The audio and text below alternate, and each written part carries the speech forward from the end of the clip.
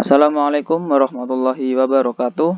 Di sini saya, Rifki Thorik Ubaidillah, bersama rekan saya, Cynthia Febriani Hermawan, dari kelas PAI A5. Kami akan menjelaskan sebuah media pembelajaran dengan bab haji dan umroh. Saya sendiri akan menjelaskan bab tentang haji. Inilah sebab-sebab yang akan saya jelaskan. Yang pertama, pengertian haji. Yang kedua, dalil kewajiban haji. Yang ketiga, macam-macam haji. Yang keempat, syarat haji. Yang kelima, wajib haji. Yang keenam, rukun haji. Yang ketujuh, cara pelaksanaan haji. Baik, mari menuju ke materi yang pertama, yaitu pengertian haji. Pengertian haji menurut bahasa dan istilah. Haji menurut bahasa atau etimologi yaitu al-hajj, berarti tujuan, maksud, dan menyengaja untuk perbuatan yang besar dan agung. Haji menurut istilah atau terminologi, berarti bersengaja mendatangi Baitullah atau Ka'bah untuk melakukan beberapa amal.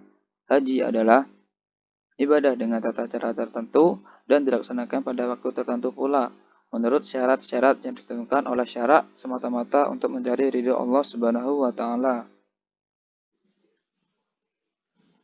Materi selanjutnya yaitu tentang dalil kewajiban haji. Baik. A'udzu billahi minasyaitonir rajim. Bismillahirrahmanirrahim. Walillahi 'alan nasi hajjul baiti man istata'a ilaihi sabila.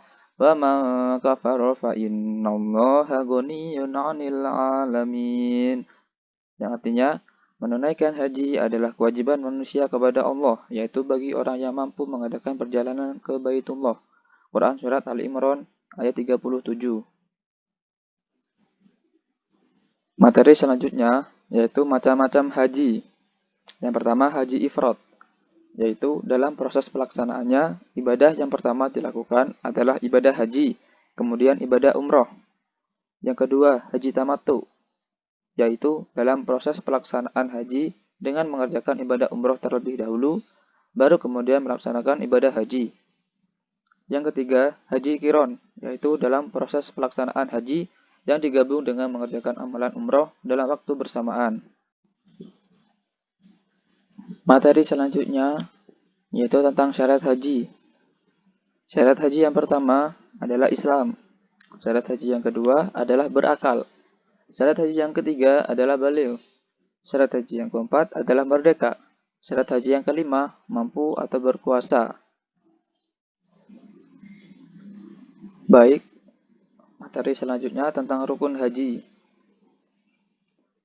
Rukun yang pertama yaitu ihram, yang berarti berpakaian ihram dan niat ihram haji. Yang kedua yaitu wukuf, yang berarti berdiam di padang Arafah pada tanggal 9 Dzulhijjah. Yang ketiga yaitu tawaf, yang berarti tawaf haji yang disebut tawaf ifadlah. Yang keempat yaitu sa'i, yang berarti berjalan atau lari kecil antara bukit Safa dan Marwah. Yang kelima yaitu tahallul, yang berarti membuka ihram dengan cara menggunting rambut sedikitnya 3 helai. Materi yang keenam yaitu wajib haji. Yang pertama, ihram dari mikot atau tempat yang ditentukan dan masa tertentu. Yang kedua, berhenti di Musdalifah sesudah tengah malam, yaitu di malam hari raya haji sesudah hadir di padang Arafah. Yang ketiga, melontar jumroh al-aqobah pada hari raya haji. Yang keempat, melontar ketiga jumroh. Jumroh yang pertama atau jumroh al-ula, jumroh yang kedua atau jumroh al-wusta, dan jumroh yang ketiga atau jumroh al-aqobah. Dilontar pada tanggal 11, 12, 13 bulan haji. Tiap-tiap jumroh dilontar dengan 7 batu kecil yang waktunya sesudah tergelincir matahari pada tiap-tiap hari. Yang kelima, bermalam di Mina. Yang keenam, tawaf wado atau tawaf ketika akan meninggalkan Makkah.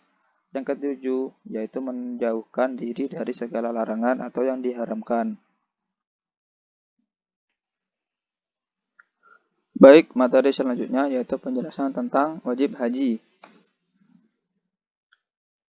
Yang pertama, ihram. Pada tanggal 8 Dzulhijjah yang disebut Yaumul Tarwiyah bagi yang melaksanakan tamattu, setelah mandi memakai wangi-wangian dan kain ihram dengan mikot dari tempat masing-masing di Mekah. kemudian mengucapkan ihlah haji, yaitu membaca Allahumma hajjan atau labbaik Allahumma hajjan. Dilanjutkan membaca talbiyah sebagaimana ketika berihram untuk melaksanakan umrah. Yang kedua yaitu mabit di Mina pada tanggal 8 Dzulhijjah, kemudian berangkat ke Mina untuk mabit atau menginap di sana. Untuk melaksanakan sholat duhur, asar, maghrib, isya, dan subuh dengan jamak dan qashar. Yang ketiga yaitu wukuf di Arafah. Pokok dari ibadah haji adalah wukuf di Arafah pada tanggal 9 Dzulhijjah. Setelah terbit matahari, jamaah berangkat menuju Arafah. Dalam perjalanan menuju Arafah ini, jamaah haji tetap bertalbiyah atau bertakbir dan jika memungkinkan, singgah di Namirah. Setelah matahari tergelincir, jamaah haji mendengarkan khutbah Arafah, kemudian dikumandangkan azan qomat, lalu salat zuhur dan asar dijamak dan diqashar tanpa salat apa-apa di antara dua salat itu. Setelah salat, berdoa dengan mengangkat kedua tangan apabila wukuf jatuhnya pada hari Jumat, tetap dilakukan salat zuhur dengan jarak dijamak dengan asar. Selanjutnya, yang keempat, mabit di Musdalifah. Setelah matahari terbenam, para jamaah haji meninggalkan Arafah menuju Musdalifah untuk mabit sampai subuh, sementara sholat maghrib dan isya di jamak takhir di Musdalifah. Yang kelima, melontar jumroh Aqobah atau Kubro. Pada waktu duha tanggal 10 Dzulhijjah di Mina, jamaah haji melaksanakan lontar jumroh Aqobah dengan cara berdiri menghadap ke jumroh tersebut. Posisi kiblat berada di sebelah kiri jamaah haji, kemudian melontar jumroh dengan bentuk kerikil sebanyak 7 kali. Yang keenam, tahalul awal atau asgar. Jamaah haji tahalul dengan cara taksir atau menggunting beberapa helai rambut atau lebih utama dengan tahlik dengan mengundul kepala.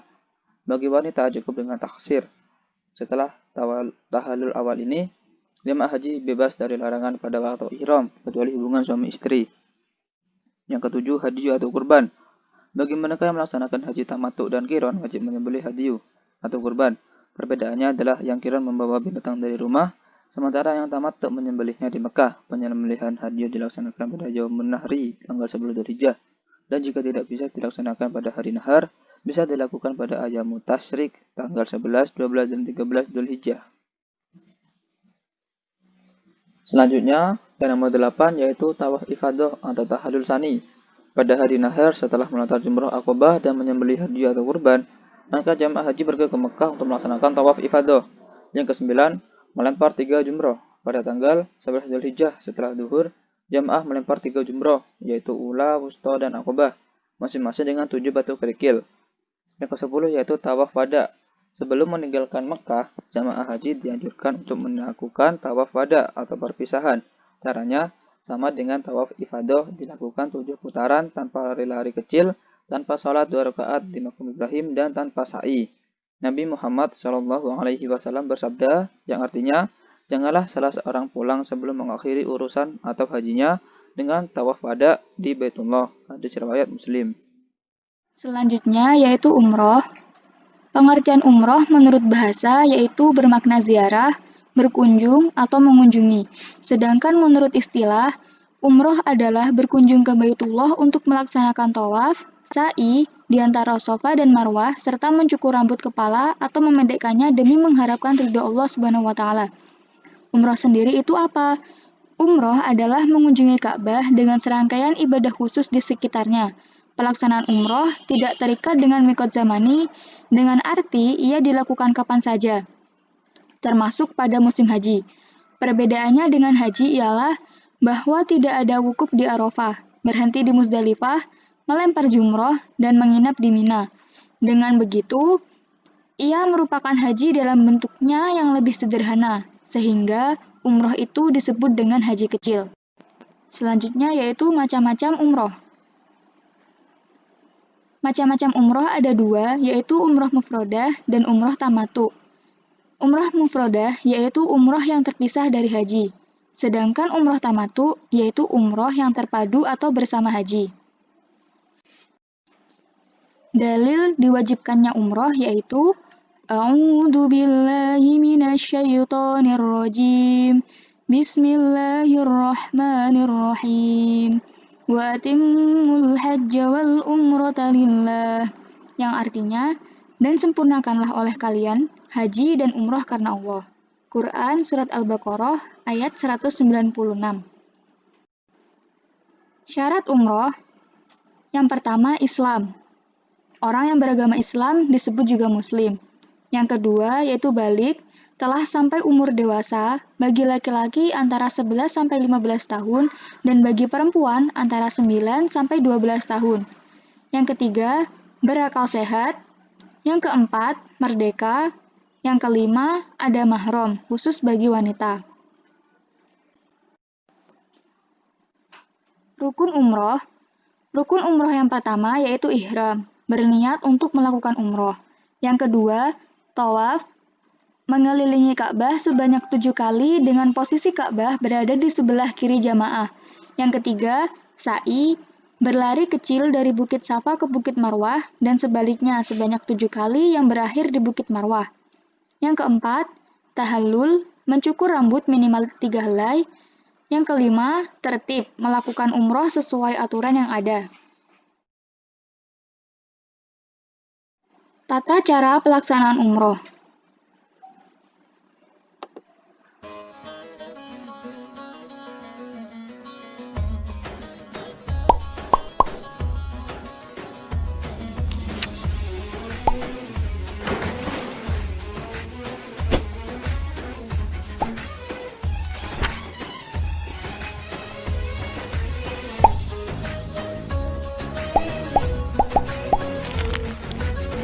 لبيك اللهم عمره.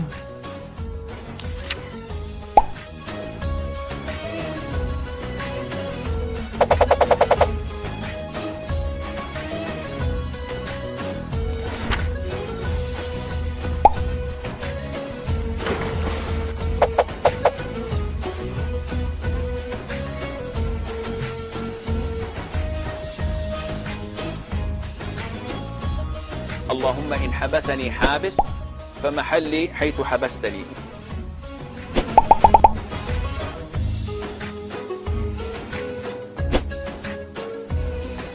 لبيك اللهم لبيك لبيك لا شريك لك لبيك إن الحمد والنعمة لك والملك لا شريك لك.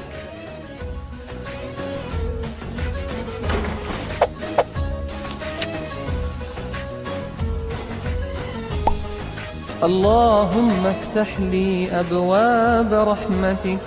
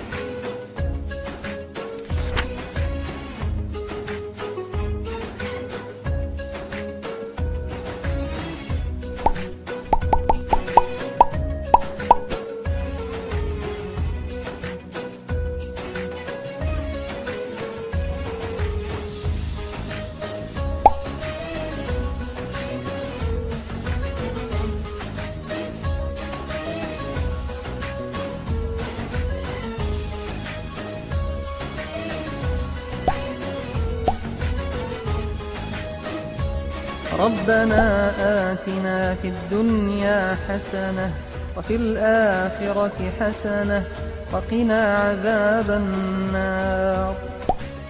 واتخذوا من مقام إبراهيم مصلى.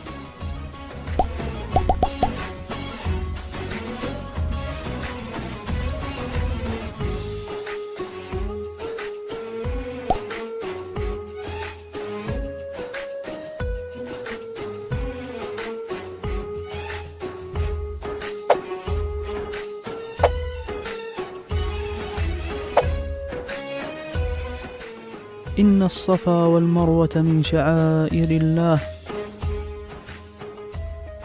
أبدأ بما بدأ الله به. الله أكبر الله أكبر الله أكبر. لا إله إلا الله وحده لا شريك له، له الملك وله الحمد وهو على كل شيء قدير. لا إله إلا الله وحده أنجز وعده ونصر عبده وهزم الأحزاب وحده.